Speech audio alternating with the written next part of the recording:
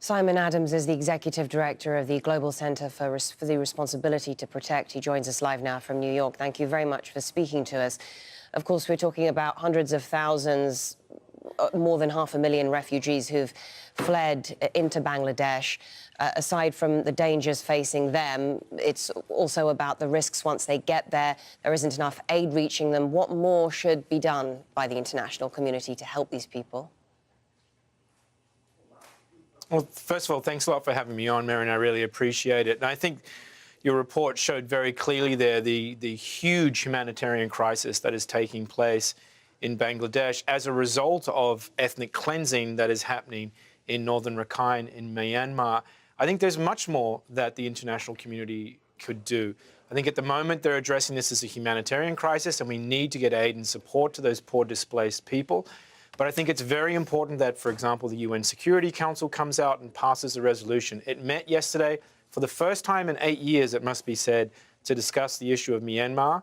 And there's been lots of good statements, lots of condemnation of what's happening, but we actually need to turn those words into action. And I think that's where a very clear message has to be sent to Aung San Suu Kyi and to the military rulers in Myanmar that they need to stop the ethnic cleansing, that we have to let the Rohingya refugees come back into the country, and that we start looking at a way of trying to build a more inclusive Myanmar, and that means implementing Kofi Annan's plan for Rakhine State. And so how do you go from the short-term response to a humanitarian crisis to addressing the broader challenges, historical challenges that the Rohingya have faced in Myanmar? How is it possible for this transition to happen? Yeah, I'm not saying it's an easy one, but for example, the Annan Commission, which actually published its results the day before this ethnic cleansing started, sets out a roadmap. It was set up by Aung San Suu Kyi's government.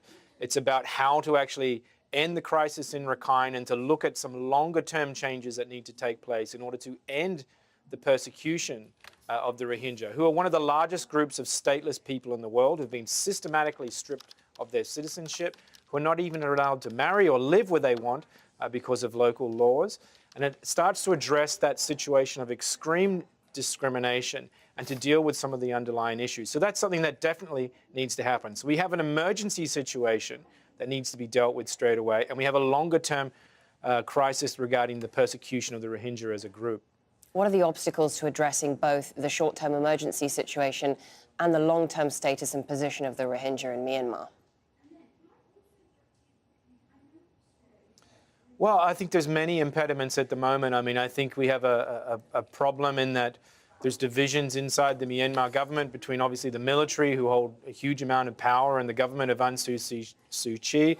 That transition to democracy is not complete. But I think there's a denialism at the heart of this problem, an unwillingness on behalf of Aung San Suu Kyi and on behalf of many people in Myanmar to recognize the Rohingya, to recognize the very real persecution and begin to deal with it. Because what we've seen over the last month is just unbelievably terrible for people. Now more than half the population has been forced out by a scorched earth policy. Well, thank you very much for sharing your thoughts and insight with us. Simon Adams, Executive Director of the Global Centre for the Responsibility to Protect, joining us.